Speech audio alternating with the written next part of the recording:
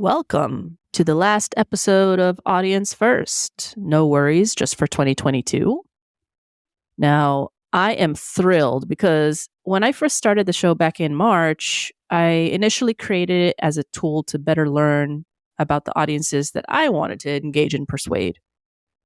Little did I know that it would resonate so well in the cybersecurity community, both from the practitioner side and the go-to-market and business side. So I want to thank all of my loyal followers, 700 strong and growing within the A1 community and newsletter, 10,000 strong within the social networks, and my awesome guests, most importantly, who took time out of their busy schedules to tell me the brutally honest truth. Why? So that I and we can get better at how we engage them, persuade them, acquire, and retain customers in this complex industry. All right, so what's this episode about? Well, these past 9 months have been one large curation exercise, and that's what customer research is largely about. I compiled the best nuggets from all 23 interviews with security buyers, and trust me, they did not hold back, and neither did I. So enjoy this show, and thank you so much to all of you for a successful 2022. Here's to an even better 23. Let's get it going. Taking advantage of negative press to me is not a good first foot in the door. It's okay to have a clear association of we were the ones who could have stopped that. I think the problem is 90% of the people that are doing that kind of marketing believe they're the ones that could have stopped it, and only 10% really were.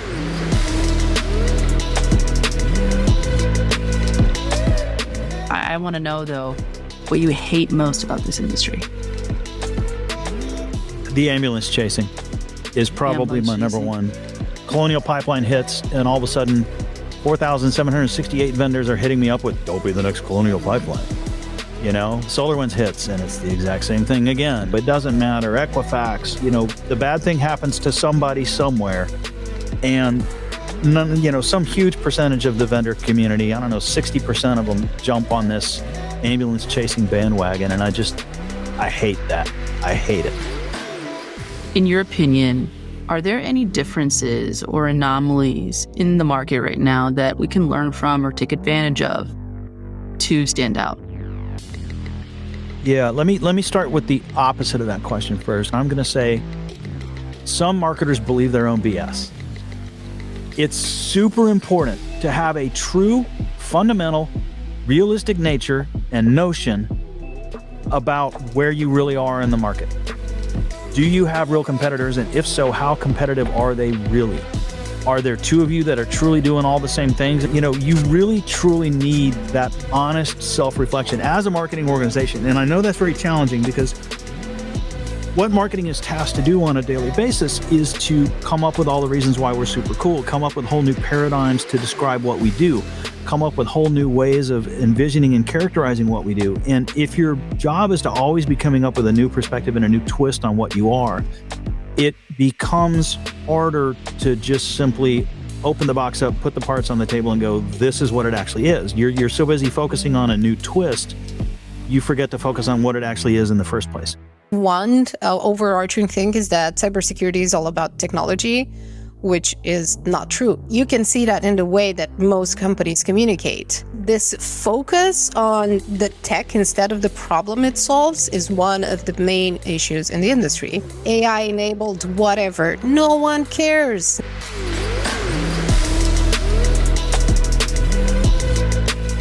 People care about what you can do for them, how you help them solve a problem. If you really are too much in love with your product and technology, you are going to miss the point. You're going to be disconnected from people. In your opinion, why are vendors missing the mark in terms of content marketing to the security practitioner? One of the key things that I've seen consistently is that they're more focused on the competition than what they want to achieve as a company.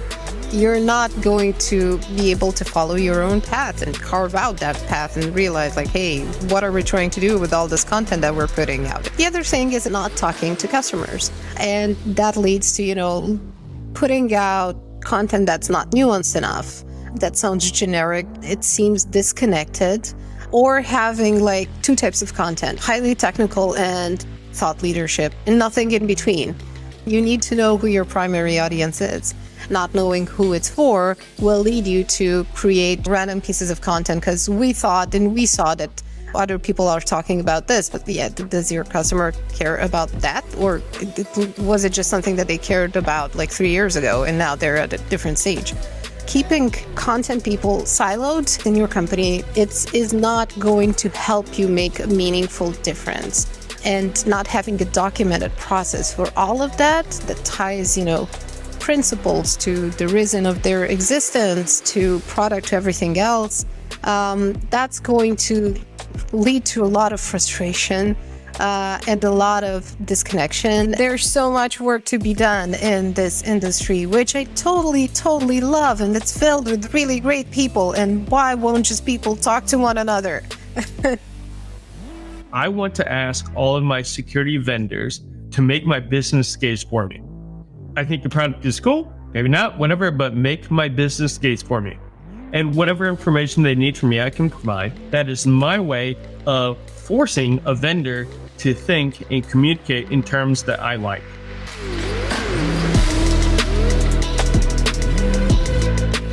So now you're in this new role and you're faced with several decisions already. Right now, what's your one bleeding neck challenge?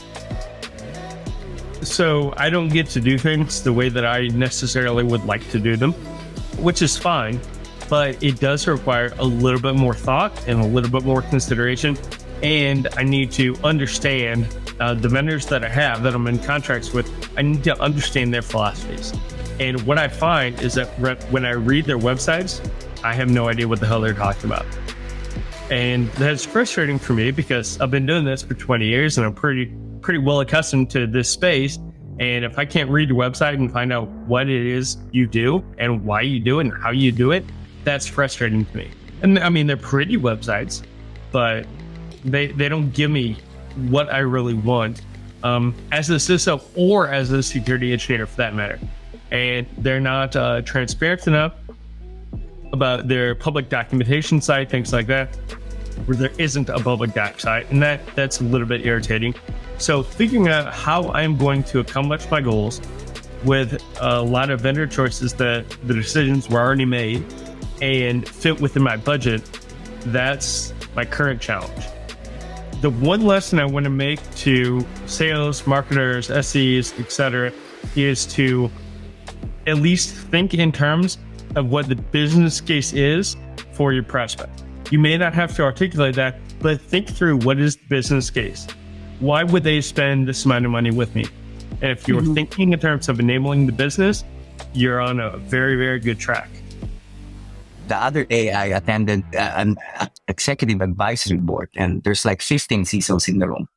We talked about identity management, and there's a lot of things I learned from that group. There were companies with 500,000 employees in that room. And we have the same problem. I don't have 500,000. I do have 30,000. Still a lot of problems. This peer-to-peer is so valuable for us because, we can't just rely on vendors to tell us, hey, this is the best things in sliced bread. Welcome to Audience First, a podcast for tech marketers looking to break out of the echo chamber to better understand their audience and turn them into loyal customers. Every week, Danny Wolf has brutally honest conversations with busy tech buyers about what really motivates them, the things they hate that vendors do, and what you can do about it. Get access to practical information on how to build authentic relationships with your audience. Listen to and talk with your buyers, and apply real customer insights to your strategies and tactics. You owe it to the world to unmute your mic. Are you ready? It's always good to ask for advice. A lot of them, they have this experience. One particular cloud security tool that we have decided to go with, to purchase is coming from this peer-to-peer group. Someone said, hey, what is your experience with this product? And there's like 7, 8 CISOs back and forth posting their experience. And this is exactly our experience toward a POC, and the POC is so limited, you cannot identify the value and problems in a short 30-day POC. This group of CISOs, they have been running some of these tools for months now. They were not marketing for their product. They were providing, hey, here's the good and the bad. Just imagine the information I gathered there.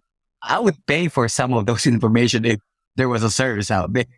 In your opinion, what is the ideal structure of a community peer-to-peer event? How would it look like in your eyes? The key is like the diversity of activities. We're doing conferences, we're doing dinners, we're doing bike rides. We're constantly trying to think of what would really be interesting. Last week, we had a dinner, and of course, it was sponsored by an organization, by a vendor.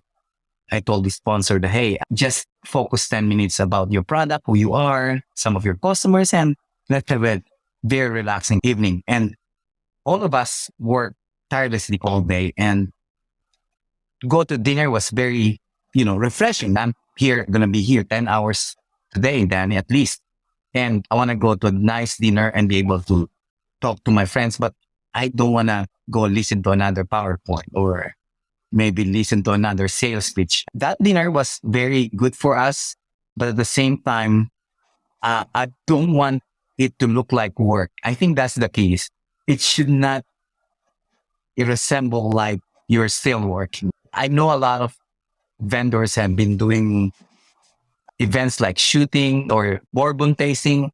After COVID, we missed those. In the past 4 months, at least in the Dallas area, there's at least 4 or 5 events every week. Unfortunately, we can probably attend only one of them at best. And going back to your question about structure, I don't really know what would work best because everyone, some of our friends don't even attend anymore because they're so busy and tired. Many of them work 50 to 60 hours. Sometimes I'll text them, hey, we miss you again at the event. Hey, CISO, sorry, I didn't realize the CISO job that I just took is much harder than my previous ones. They work hard, and it's hard to find a way for us to how we could have this peer-to-peer conversation where it doesn't interfere with work. You mentioned something interesting, though. You said that there are about 4 to 5 events a week, and CISOs only have time for an average of 1. How do you go about separating or identifying which ones would be most valuable to you? What is the indicator that for you to go, okay, I should go to this event? Well, there's another side of the coin there, Danny. The schedule is very important. There was an event a few weeks ago that I really wanted to go because they're going to talk about cloud security. Unfortunately, it dropped on a Tuesday afternoon, and I couldn't do it. For many of us, it's really a great program with a great speaker, a great resource. We'll get out of our way and attend. But 90% of the time, Danny, we have to look at our own schedule. And many of us have still, younger kids. I'm fortunate my kids are in college now and all of them are in the dorm. At what point is it okay to bring in that PowerPoint or the value proposition to the event? Most of my colleagues agree with me on this topic that especially initial meetings, I don't think there's a room for demos or PowerPoints because I think I heard it from you, Danny. It's all about relationships. If you don't have a relationship, the technology is probably 70% of the equation, but you gotta have to build that partnership and relationship with us. That example last week at the dinner, I told them, please, no PowerPoint, no demos. Take advantage of this gathering to build a relationship with the CISOs. I think PowerPoints and demos have a time, maybe second or third meeting when you've identified, is there a legitimate need for this solution? Is there a problem that you're trying to solve? The difficulty is many vendors and manufacturers start dishing out white papers and PowerPoints when they don't even know what struggles you have, what are your pain points. So I think it's very important for the vendor community to understand, do it step by step. Now, I understand many of these vendors spend hundreds or thousands of dollars organizing these gatherings, these dinners. But at the same time, I think they will benefit more if they start building the relationship than doing PowerPoints. I've been a buyer now, Danny, since 2005, buying solutions and technologies now for a lot of companies. And until now, for some reason, you think people have learned how to sell, and it's 2022 today. And somehow they think these tactics still work with buyers. I mean, they have to do the pre-work before they could get my attention. I think it's important that especially people working in the manufacturer vendor side, cybersecurity is, you sell a variety of products, but I think most people forget that you sell trust. You sell products that helps us establish trust, not just for my company, but, for us to look into your products. I think it's important that you start there at the relationship level.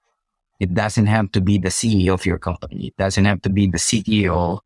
It could be a business development person, a sales person within your team. I think it's important to build that relationship. Your product may be the best thing, maybe at the top quadrant of the Gartner or Forrester. But at the same time, if we don't feel good about doing business with your company, you've got to be able to start there. How do you go about researching those products, and how do you go about separating the wheat from the chaff among vendors and solutions? Well, I guess I should just say I use the quadrant and the quadrant only, and it tells me everything I need to know about the world. But obviously, I don't know who that quadrant's aimed towards, but no. When I look at the security tooling coming out, no vendor is going to tell me their tool sucks. Every vendor is going to tell me their tool's the best in the breed. Every vendor is going to tell me their tool's adaptable.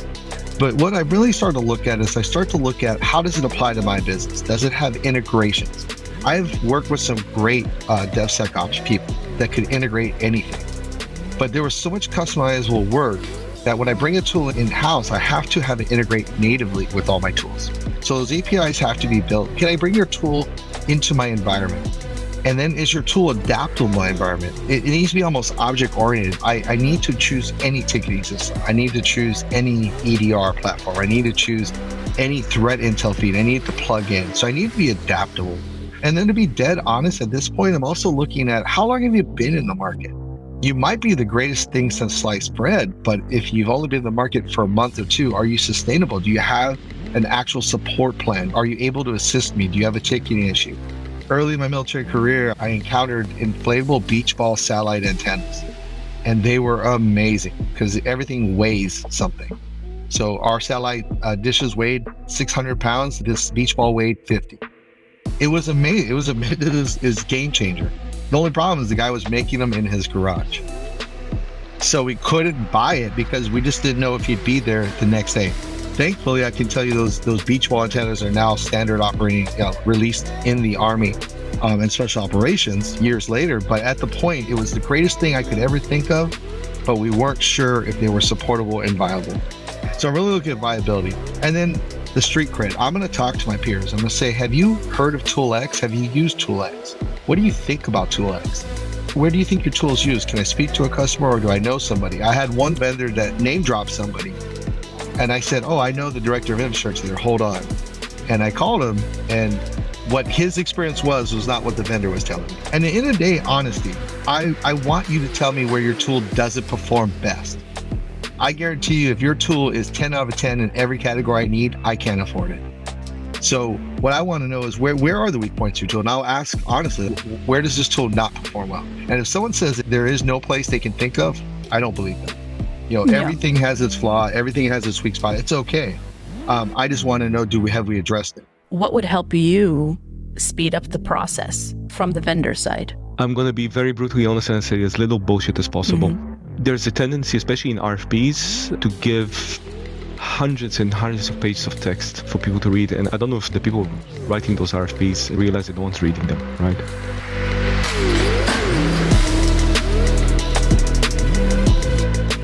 We're going to read as little as possible to make a decision. The technical diagrams, the real high-level explanations, the few slides that can give us the message. No one's going to read hundreds of pages. We don't have the time, we don't have the capacity, no one can digest that. So as focused information as possible, That will really help everyone to make a decision.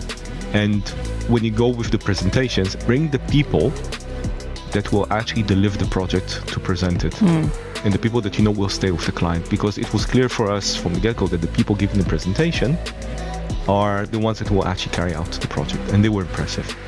We had other companies that brought 20 partners to the presentation, and we've been around the industry for a while. It's clear to everyone that a single one of them will stay once the project will start. And if we ask you to give us a proposal, what you think we should do, don't give us an answer. We'll do whatever it is that you want us to do. No, we called you, you're the expert. You tell us what you think we need to do, give us a focus message, and then we can make a decision.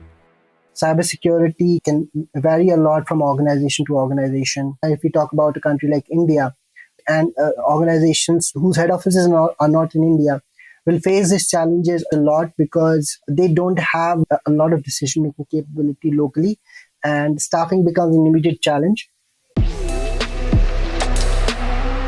Welcome to Audience First, a podcast for tech marketers looking to break out of the echo chamber to better understand their audience and turn them into loyal customers. Every week, Danny Wolf has brutally honest conversations with busy tech buyers about what really motivates them, the things they hate that vendors do, and what you can do about it. Get access to practical information on how to build authentic relationships with your audience. Listen to and talk with your buyers, and apply real customer insights to your strategies and tactics. You owe it to the world to unmute your mic. Are you ready? There's so much to do because the threat landscape is continuously evolving. You have to improve the security, and there's a lot of pressure from the project standpoint to deliver, upgrade our security tools and softwares, and also, do more pen tests, application security tests, regulator following up, report to the board, and so on and so forth. We have a lot of catching up to do. The staffing is a big challenge. The other challenge is the fact that I think the industry is a bit nascent. I can probably talk more about this from an India standpoint because a lot of people in security are self-taught, and they are in security because they have a deep interest in it. But if you look at the demand in the industry, the demand is huge. So if you compare it with other areas like software engineering or application development, there is a proper pedagogy, there's proper qualitative education, and training infrastructure, which is present because good quality people are coming out, and it's not a hit and miss when you're trying to look at resources, when you're trying to hire, because you can even hire people who are just out of college, etc. So that, and can train them. So that is something which I think is missing, especially in India. There is a lack of quality education in the cybersecurity area. We have so much to do, and we have very little resources to execute it. If you know about regulators, specific industries like banking, healthcare, the regulation is very, very strict. And we have very less leeway in terms of what is coming through at us. I would say a smaller setup, it's even more challenging because you have then, your setup centralized in region or head offices versus when you have, these regulations coming in, they look at it from a very wide angle. And if a regulator writes something, they would write it from the perspective of a retail bank. Now, if you are into pure corporate or commercial banking, the scope of the regulation for you is very limited, but the lens does not change from a regulatory standpoint. So for us, these regulations are like books. We have to go through them. It keeps on evolving every couple of years. We get new requirements, and these are huge. And for us, it's a bit of a catch situation because we don't know what is applicable because it's written in a very, very, I would say, broad sense. It's not very pointed.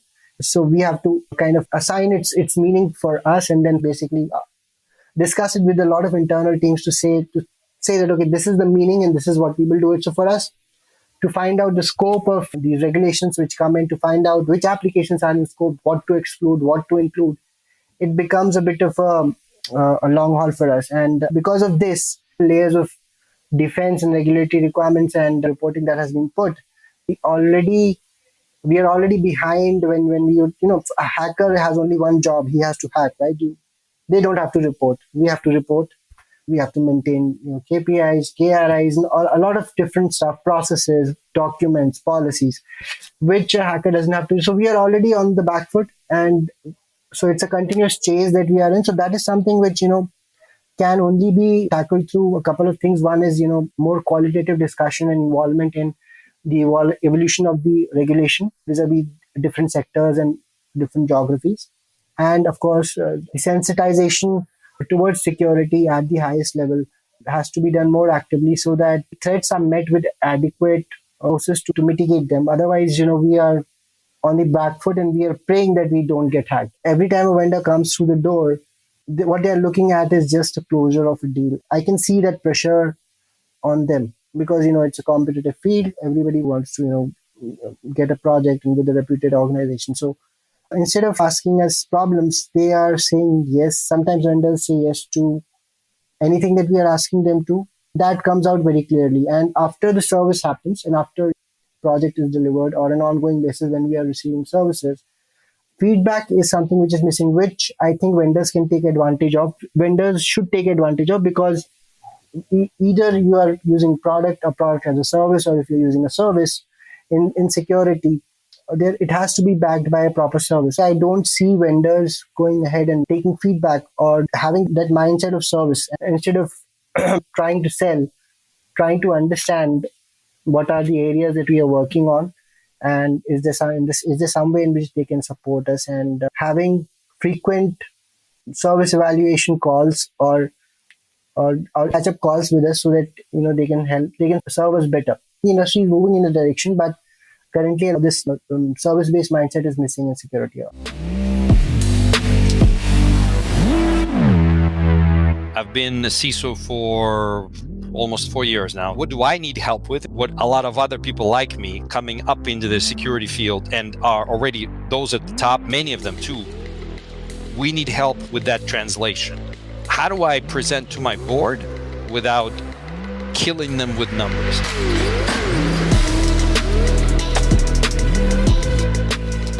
How do I present to my board without giving them a piece of technical data? What does my board care about? What do my executives care about? What does my CEO, CFO, CMO, what do they worry about? I could go back to them, but that's my time, that's my CEO and everyone else's time that's super, super expensive. Or you could go and say, listen, we interviewed 100 CEOs. These are the things they, on average, like to see in this order with this amount of detail. We had the same information from the CFO, CMOs, board directors that have technical background, board directors that have financial background, board directors that have this background. In fact, Mr. CISO, who I'd like to get in front of, I've looked at your board and I evaluated your board members and their histories. And I can, with some degree of certainty, tell you what they would be interested in versus what they wouldn't, and give you some examples of how to present to them better. You will have me at that seminar every day of the week.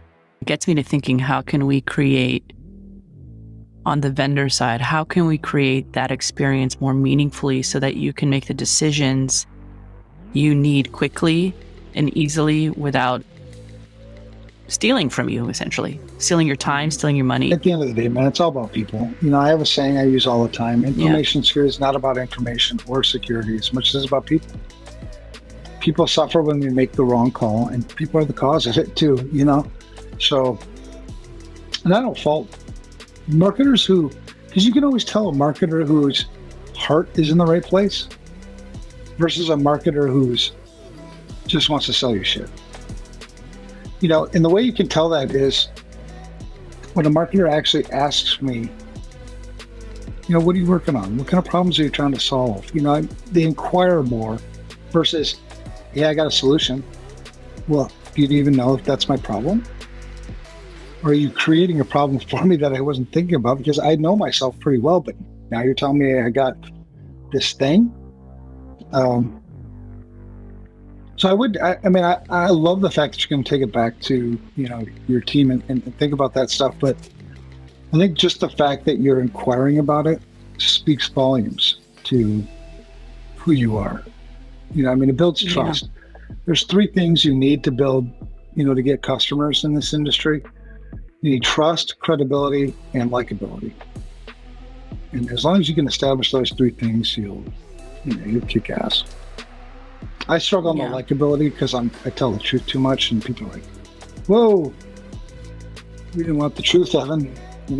I get the trust and credibility thing, that's cool, but keep your mouth shut.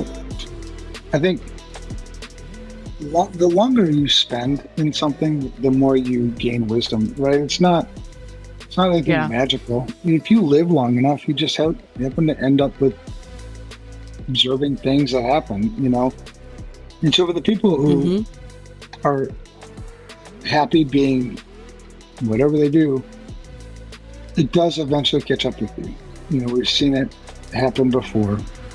And if you're fine, if that's the way you want to live, I actually don't, I don't go after you too much. The ones I go after are the big players, right? It's the focus on what we're here for. And what we're here for is not just to take money, right? You'll make money if you just do things right. Looking at how busy we are, it's very difficult to train up people to free time from our other pen testers and cloud security experts and GRC guys just to help the others going. So, building the community, building the right mindset, the hacker mindset is super important to me.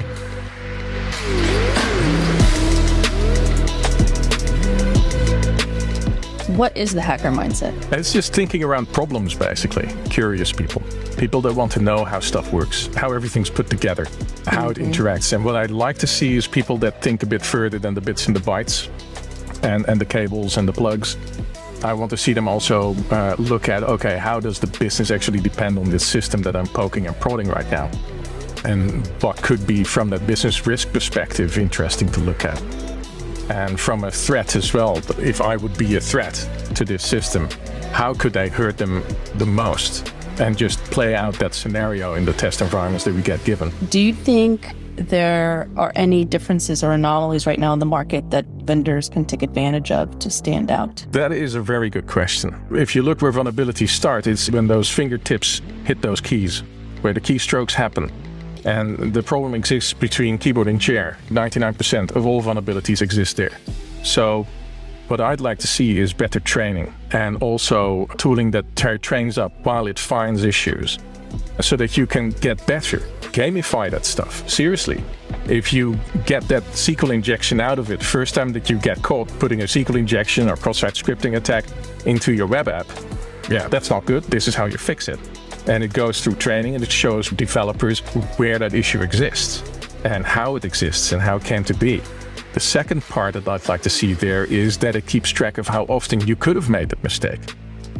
And then says, oh, you could have made the mistake, but you actually did well this time. You learned from your last mistake. And just put like a score against that. Gamify it and say, okay, this dev has like a 6-year track record of not introducing any security vulnerabilities. Here's a big fat prize. Drive home in your Tesla Model 3. A lot of times what I'm looking for is you'll see a security tool and they're saying, hey, we go ahead and we do this for the MITRE attack, and we fit in this MITRE attack, or we fit in this whatever attack framework. Okay, I got that. But I'm using the NIST framework. So where do you fit in there?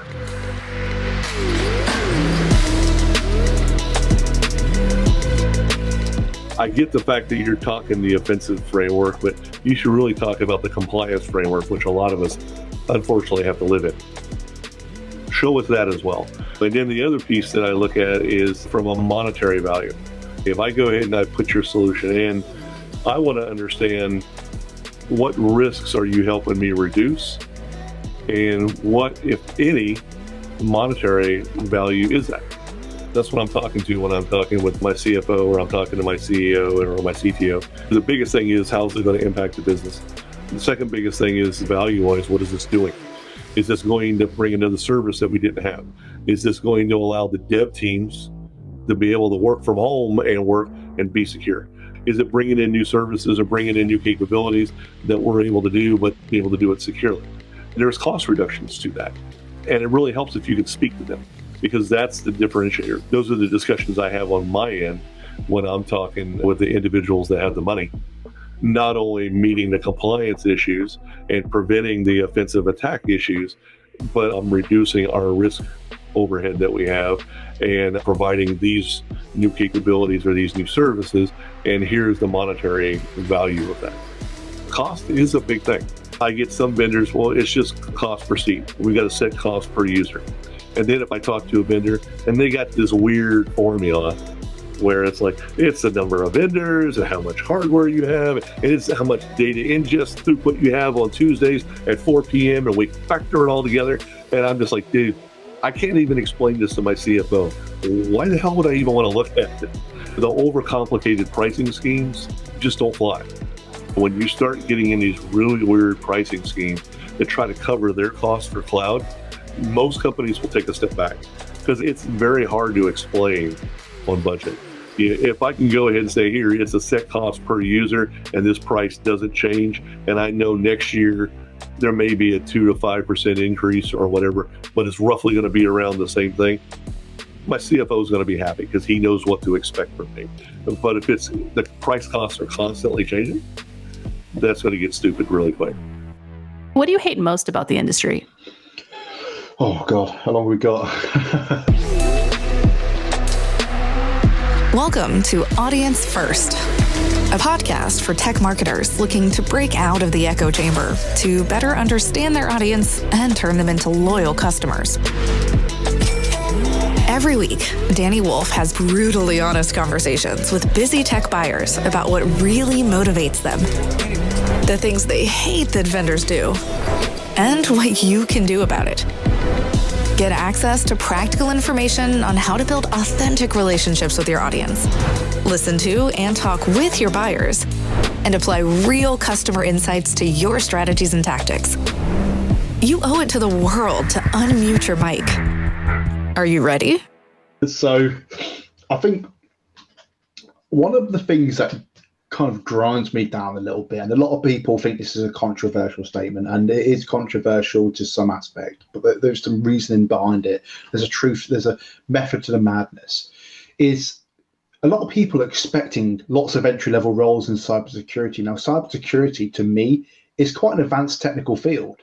So looking for businesses that are going to be hiring at that entry level is incredibly difficult. And it is quite a big ask of businesses to open their arms to say, right, we're going to let people have this responsibility, which could potentially cause more impact. Somebody that has to manage risk, that has no experience, and we want them to be able to do it.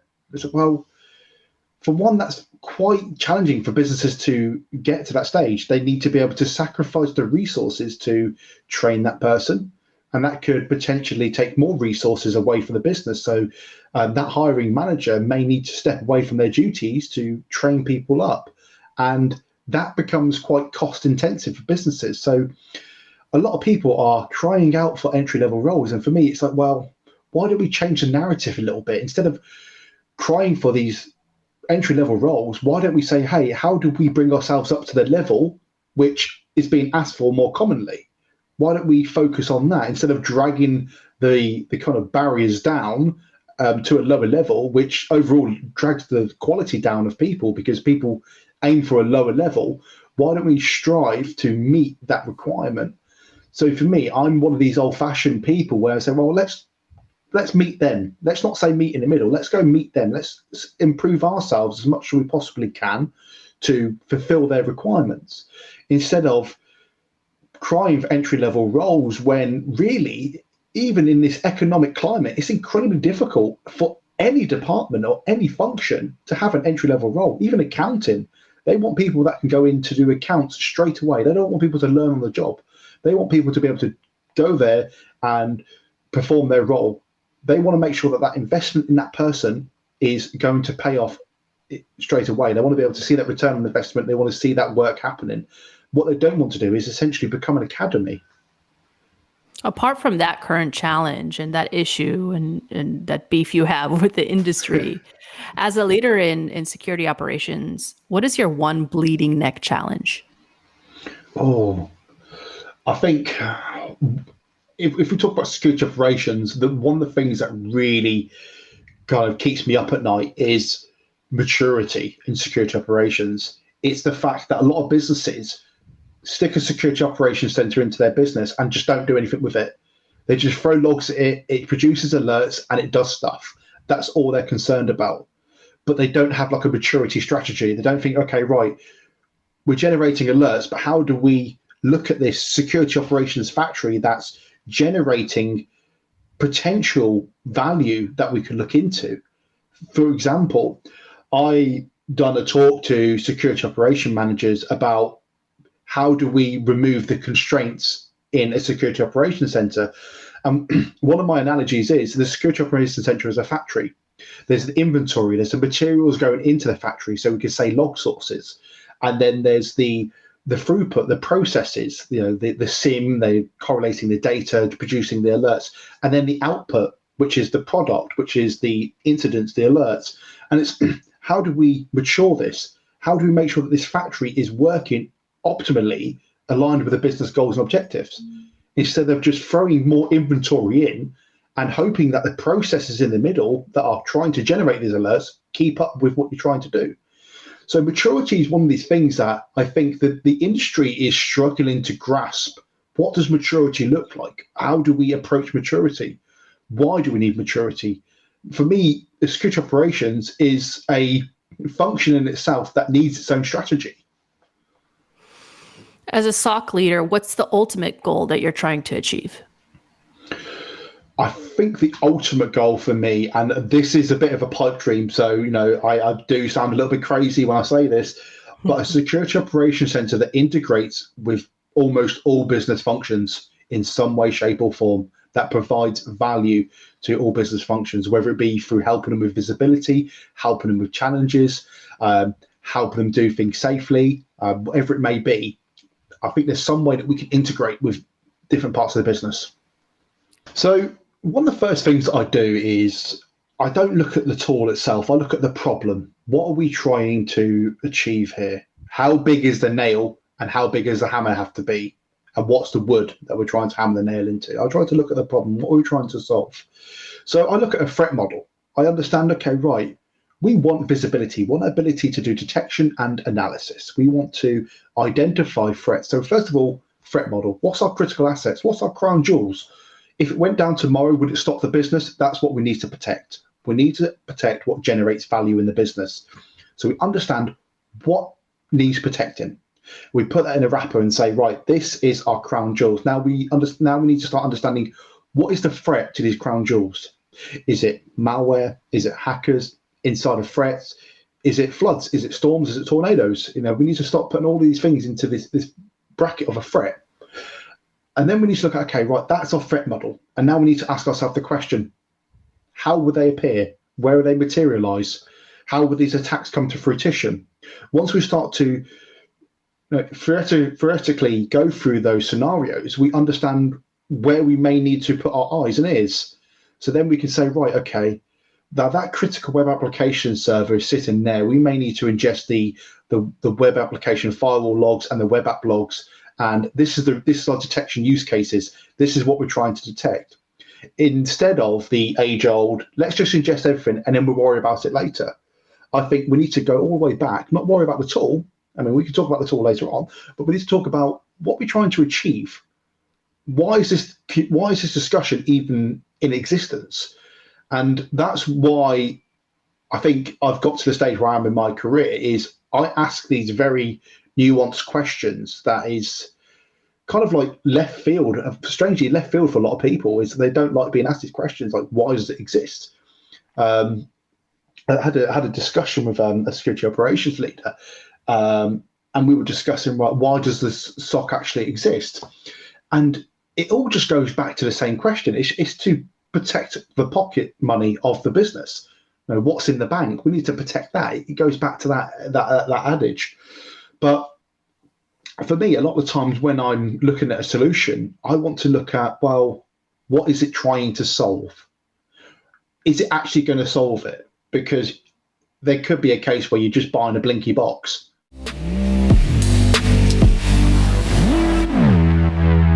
Practitioners are guilty of this, vendors are guilty about this. Too many people think that if you fall into jargon and start spouting geek speak, that you're going to impress people.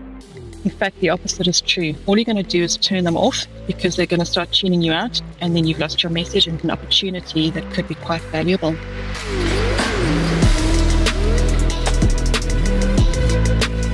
Security, at the end of the day, is always around business risk and what it means for our business if we get it wrong. And if I cannot explain to my executives what the business risk is, if I cannot explain how it could potentially impact our achievement of our strategy, I failed. Everybody in New Zealand, and I think everybody in the security community worldwide, is going to tell you there are just not enough people. One of the biggest ways to alleviate that shortage is automation. If we can let people focus on the stuff that actually needs a human brain to analyze, that's going to go a whole long way to helping us with the skills shortage. Are there any differences or anomalies right now in the market in New Zealand that marketers or salespeople or vendors can take advantage of? New Zealand's actually a pretty good test bed for some of the stuff that they want to roll out because of the fact that we are so far ahead in terms of time zones of everybody else. So if something breaks in New Zealand, they can turn it off, and then they've got a bit of time to fix it before they roll it out to the rest of the world, particularly the US. What do you think are some cardinal rules vendors, marketers, or salespeople are breaking these days? So the one that just gets to me is when your vendor's not doing their research. They send out mass emails that are just not even relevant to my role. But the one that gets me every time is somebody who emails me and says, would you like to know about this service? And I've emailed them back and said, yeah, we would love talking to our competitors about what they're doing. And we'd love to learn more. Strangely enough, I never hear from those guys again. When you build that rapport and you have a true relationship with the business, word of mouth, right? That can be your best advertisement beyond a web page or beyond that. People are outright suggesting you because of the experience that they had. That is a resource that is immeasurable in value, right?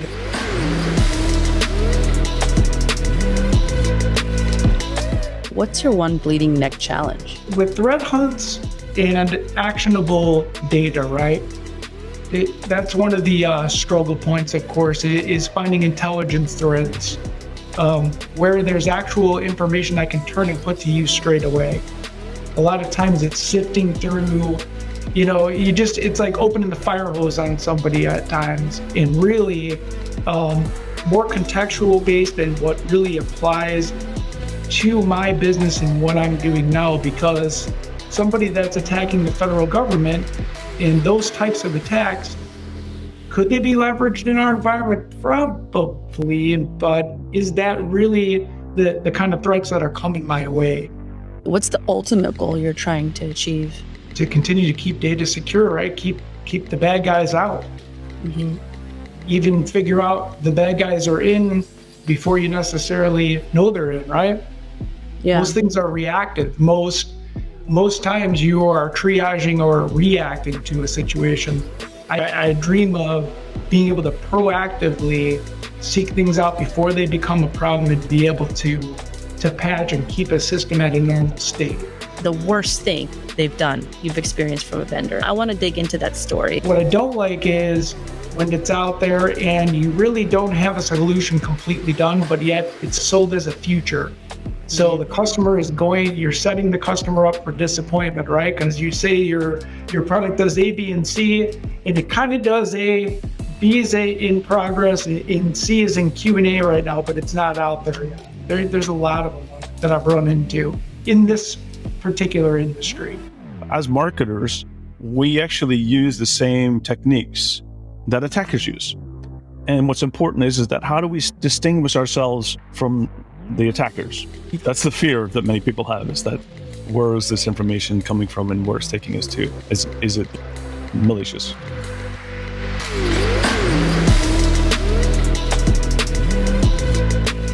What are those alternative means that marketers can use to give you access to information easily? The alternative means is really about providing multiple methods of sources rather than just providing a link.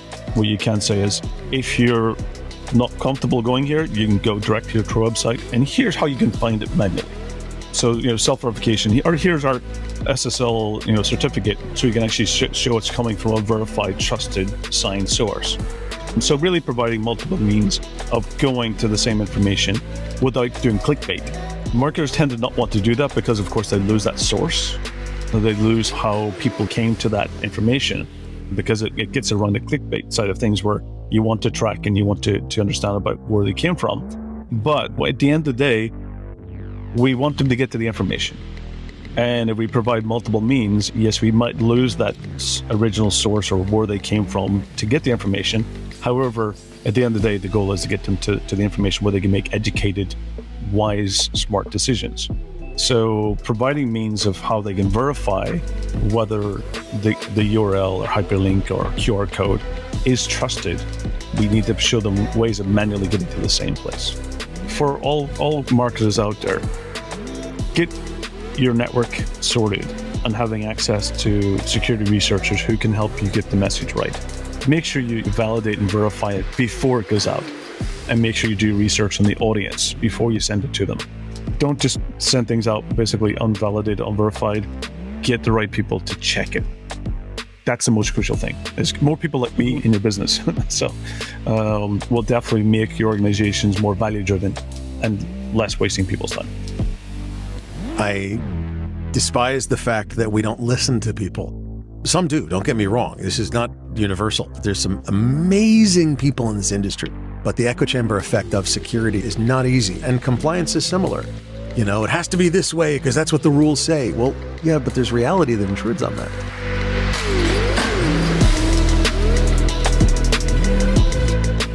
The fact that we've tried to use scare tactics for so long, FUD is just, everybody's jaded to FUD, man. We're done with that.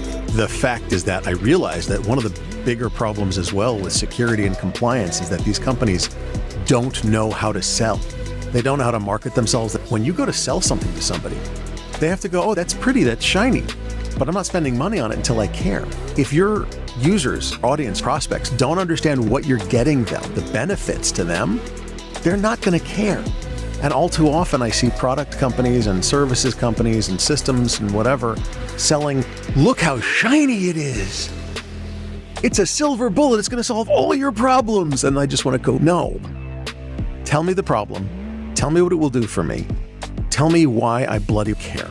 And that is the question that too many companies don't ask. If your audience is not the first piece in your being and who you are, why are you building stuff?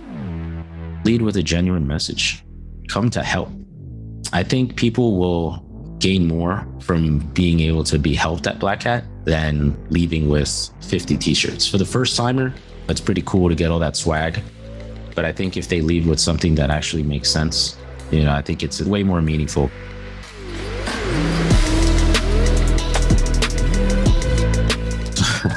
There was one vendor that had their marketing all over the place. They were leading with 100% prevention. And I'm just like, there was a lot of people that I walked by that sign with, and we'd always look or we'd like point like 100% prevention. It's catchy at that point, right? But you get a lot of people's heads to turn, but nothing is 100%. We know that. Maybe it's a good marketing trick where we approach them and say 100% prevention, huh? Well, hold on. Let me tell you why we went with that story. Maybe it's to reel you in. But I feel like the marketing team needs to be more genuine. If you're going to want to reel people in, lead with a genuine story, right? Heck, if I saw a vendor that said, we're just going to be honest with you, it's 50-50, I'd take that conversation. What made you say 50-50? Because you know it's going to happen either way, but do you have statistics? Did you go based off of maybe your own clients that were impacted by a threat? Going into the next Black Hat and future Black Hats, marketing has to change, and it starts with listening to the people. They should actually reach out to their clients. Like, what would you like to see us do at Black Hat? Not, hey guys, Palo Alto's leading with this message, or Cisco's leading with that message, Microsoft's leading with this. And it's like now 100 vendors are always on the news. They're on Money Talks. We need to go with that. No, you don't. If anything, to mystify it. If they're leading with that, maybe it's marketing, maybe it's getting the stock market for them up, who knows, whatever it is. Just lead with a genuine message. At some point, Black Hat Vegas, it just gets taxing. We go there to completely reboot our brains. That's why we call it Hacker Summer Camp. But if we turn it into a meaningful conference where people can have genuine conversations and learn from each other at vendor booths, at that point, I think it'd be awesome. Heck, I mean, I would ask vendors to ask their own clients, like, listen, you know, we'll get you guys out of Black Hat. Let's put you in conversation with like 5 other CISOs. You know, let's have a fireside chat, just completely candid. and tell us some of the things you love and you kind of think we should do better so that people learn from it. Because if they are looking at us, they can learn from you on how to operationalize better. It's just got to be genuine. And no one's perfect. I rest my case. Yeah. When somebody, any kind of human being, is put under a ton of stress, that's very sudden, and before they even know what's going on, they get a call from a reporter or from even a regulator, it doesn't matter who. They're put in front of a camera. They fumble, right? They might fumble, probably will, unless they're super experienced and speaking to the media.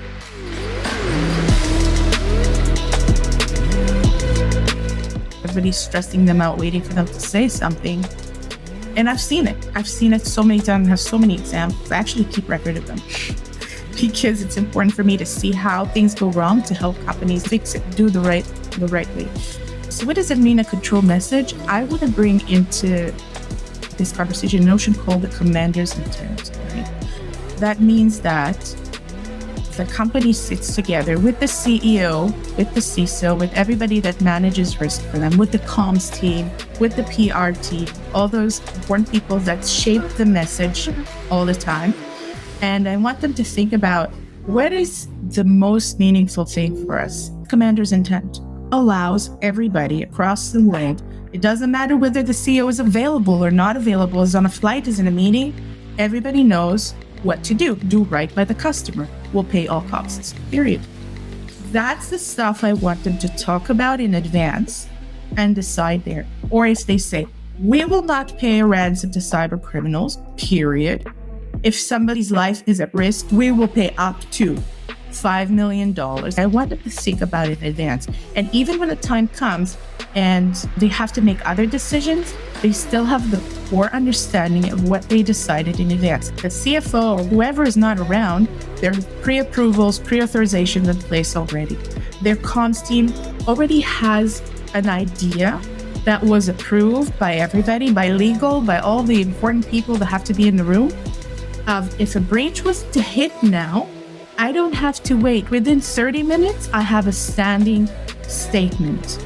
And I'm going to say ABC. I'm going to get the information from this person. And here's their phone number, their email address. Here's their delegate. Here's the other delegate. And I'm going to get that information from them. And then I'm going to put out this statement. And it's going to be a good statement that was approved in advance. That's what I mean about controlling the message. I don't want them fumbling in front of cameras or trying to, scramble to understand things. And they don't know who to call and they don't know who to go to. This person said that. The other person said that. I want them to have a straight up seed document with all the information from their technical team. It's just organize the chaos because there's chaos. I feel like for those of us who are in the cybersecurity industry, especially for those of us who get to a position of leadership, we get targeted with so many people that we can become very distrustful. I used to work for Disney. You trying to get access to the mouse, or do you want to talk to Malia? That could be really challenging to understand.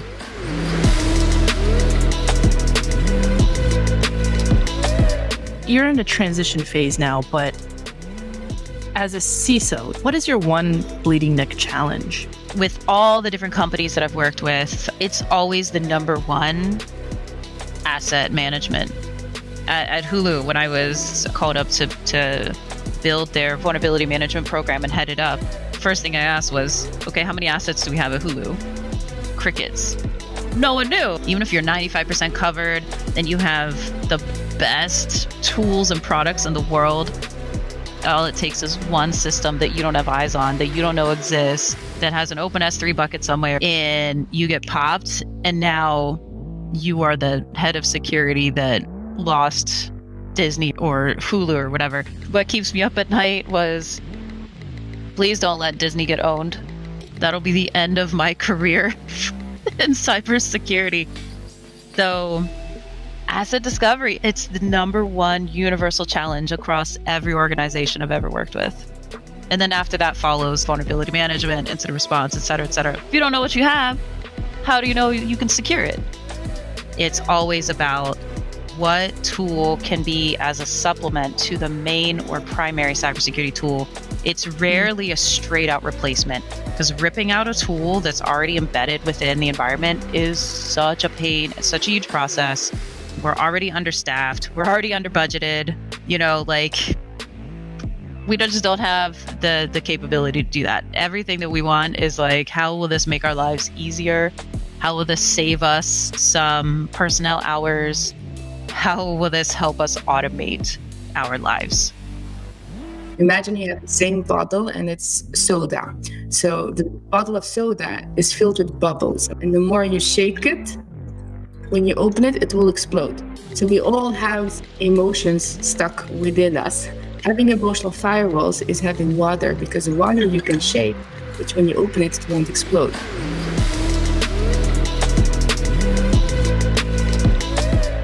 We all suffer from imposter syndrome. I also suffer from it. You're still a human being. Being human is a magical mess. It is only normal to doubt yourself, because when something is unfamiliar to our mind, we feel discomfort. And here is where we need to flip the script. Feel our feelings of discomfort and flip the script, because it is unfamiliar to the mind. Here is where it comes. Understanding what are your core values. What is important to you in your work? How are your core values of the organization? Because what is important to you, you will feel strongly about. And that's when you need to navigate fear. And sometimes navigating fear doesn't mean jumping all in. It means I'm going to take one step out of my comfort zone. If you work for an organization and your core values really clash, it's going to increase negative emotions. It's going to lower your levels of motivation. It can be very difficult to build relationships with security. At the end of the day, they are human beings. Our identity has no correlation with our function if we don't allow it. We live in a society that correlates functions with identity and likes you to believe that you're only worth it if you raise X millions of funds, if you have a title or status. You will get many no's. Continue. It's a feedback. No doesn't mean no. It means come back later. Not for me. Another time. How can you improve? Can you imagine when I started with emotional firewalls? I mean, doors were slammed in my face. People even laughed at me. I learned from my career in NATO. I developed skin as thick as crocodile. I didn't let that hold me back. What I did, I went, how can I frame it better? How can I relate it better? How can I focus on the people that do want to learn more? What's your take on free trials? Are enough vendors offering free trials? Is that a key factor in deciding whether or not to purchase a solution or not? That's a great question. I mean, of course, there are concerns with it too, right? I don't do trials or proof of values with just anybody.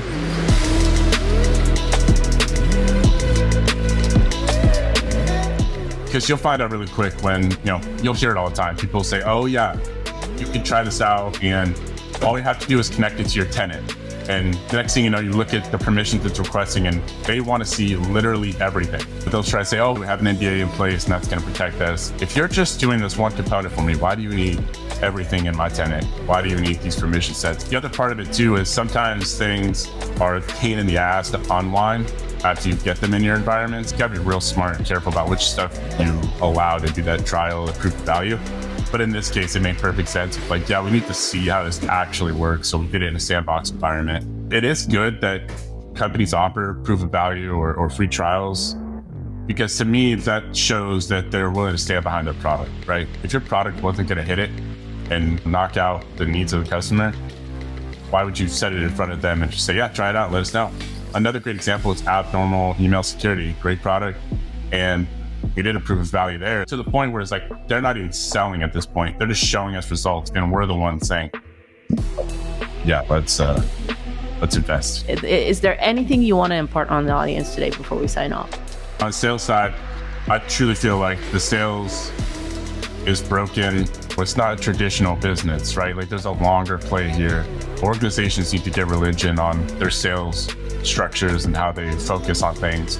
Because right now they're all looking at, well, we need to close something this quarter. This is what matters. And sure, that matters, but would you guys rather have the long play? How do you set up the structure to be cohesive to that? That's an interesting problem. To the security leaders, CISOs, anybody who's going up the ranks in security, loosen up on the salespeople. We've all seen those posts, right? People are like, don't call me, don't text me, don't email me, don't look at me. They just go off on salespeople, and that's unfair. If you're a security executive, give them the time of day. You can still hold your line and tell them what works for you, what doesn't, but at least respond, just be an outstanding person. Like everybody that reaches out to me on LinkedIn with a sales pitch, 100% of the time I respond. And I'll tell them simply like, hey, here's what's going on. My budget cycle's this, so I'm not really interested in looking at products yet, or like just being transparent. This is a really hard job to do, and most of the people you're talking to are stressed the fuck out. If you really care about protecting people, this is a stressful job. Or they're stressed out because they're under the boot heel of leadership who doesn't fully understand but knows that the insurance rates just went up by 200% because you're not doing your job. So what are you doing to alleviate stress, not add to it?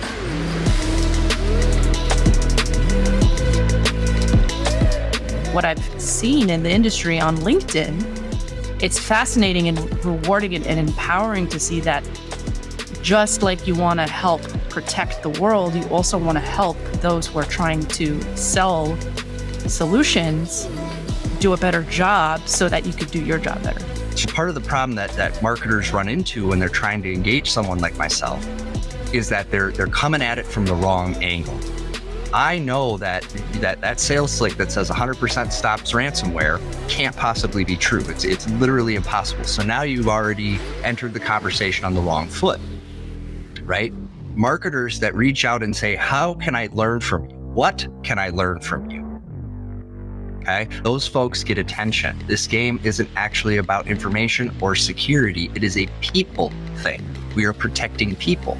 And as we move closer to that digital physical barrier turning into a single thing where life and death is now controlled by a keyboard, it's never been more important than it is now. So that's what fires me up. That's what keeps me passionate and energetic to, work the hours I do, to do all the mentoring and the podcast and just all these things that I do to help spread this message of protection first.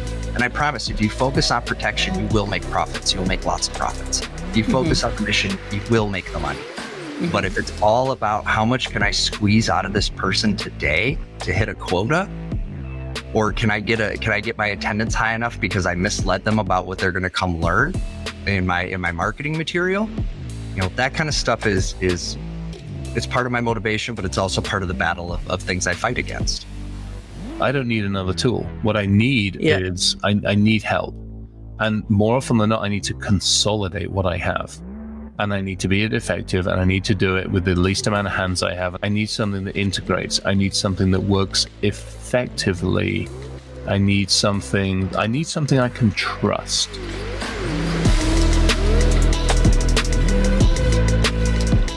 Those people that gave me that money want a return on their investment. The people that are working the money want a return on the investment. I give it to you. You want a return on the investment. Everybody's taking. Everybody takes. And unfortunately, what that means is that the person at the pointy end, the marketing and the salespeople, you sit down like, well, so little Johnny and Jemima, your targets for this year are double what they were last year because we just took another 100 million in investment. So we expect you to double up and really push those conversations. And everybody's like, well, shit, how do I do that? How do I now maximize every single conversation, every touch, every point? And by the way, not only do I have to maximize it, but I know that the Muppets down the road took 100 million as well. And I know that they're going to maximize it. And we're both chasing after the same audience. So how do I make myself better than them? They tell the company that they're good. Well, I got to be better than good. Those of us that are at the pointy end, we're fighting. And I mean, this is not fun. We're fighting. And not only are we fighting our adversaries that are trying to get in, we're fighting sales, marketing, vendors, and suppliers. That sucks. Because I'm fighting facing forward and I'm also having to watch my back. That's never a good situation to be in. What it should be is vendors, suppliers, and marketers should be sitting there going, hey, how much more ammo do you need? You covered? I got you covered. What do you need? How do you need? Hey, I noticed you using this. I can't help but, hey, George has got some more ammo over there. Hey, George, get your ass over here. Hey, he's got you covered. I'll see you next week. Thanks for tuning in to this episode of Audience First. If you like what you've heard, feel free to follow or subscribe to Audience First on Apple, Spotify, or any of your favorite podcast streamers.